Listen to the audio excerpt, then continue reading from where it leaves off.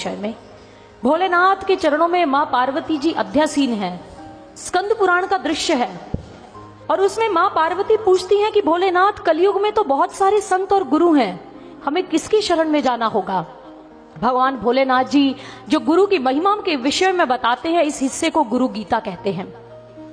और भोलेनाथ जी ने कहा, पार्वती, इस संसार में 7 प्रकार की श्रेणी के गुरु होते हैं: सूचक, वाचक, बोधक, निषिद्ध, विहित, कारणाख्य और परम गुरु। और भगवान भोलेनाथ जी क्या बता रहे हैं, इसे ध्यान से श्रवण करिएगा। भोलेनाथ जी ने पार्वती मां को कहा, वर्ण जाल मिदं तद्वत बाह्य शास्त्रम तु लौकिकम यस्मिन देवी समभ्यस्तं स गुरुहु सूचकः स्मृता। जो हमें बाह्य शास्त्रों का अभ्यास करना सिखाए उसे सूचक गुरु कहा गया।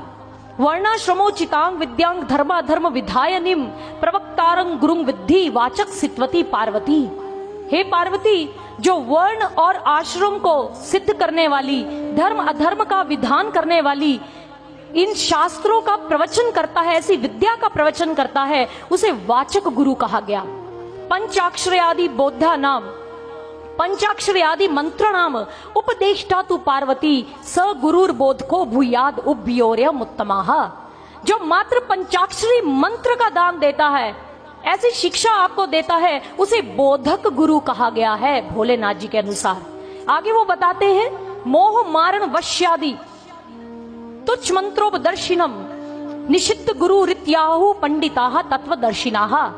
जो मोहन, मारण, वशीकरण आदि तुच्छ मंत्रों का उपदेश देता है, तत्वदर्शी महापुरुष विद्वान लोग उन्हें निषिद्ध गुरु की श्रेणी में रखते हैं।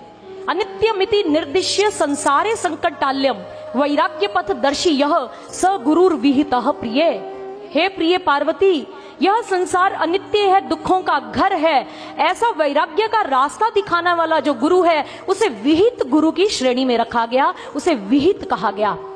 आगे उन्होंने कहा, तत्वम स्यादि वाक्यानाम उपदेष्टा तु पार्वती कारणाख्यो गुरु प्रोक्तो भव रोग निवारकः।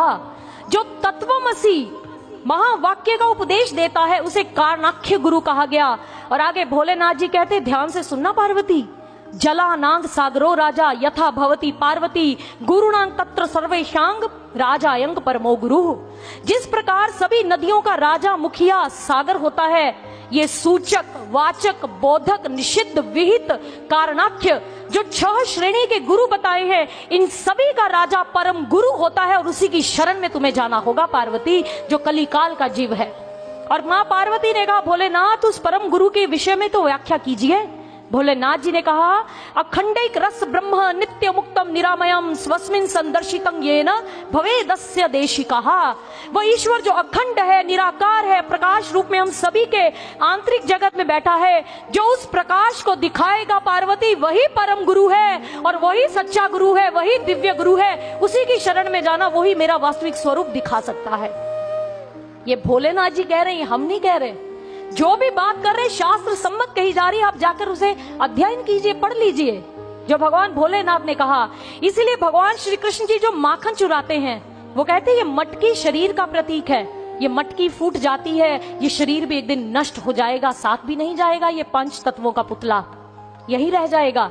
जो साथ जाएगा वो सार है, जैसे माखन, वो हमारी आत्मा है।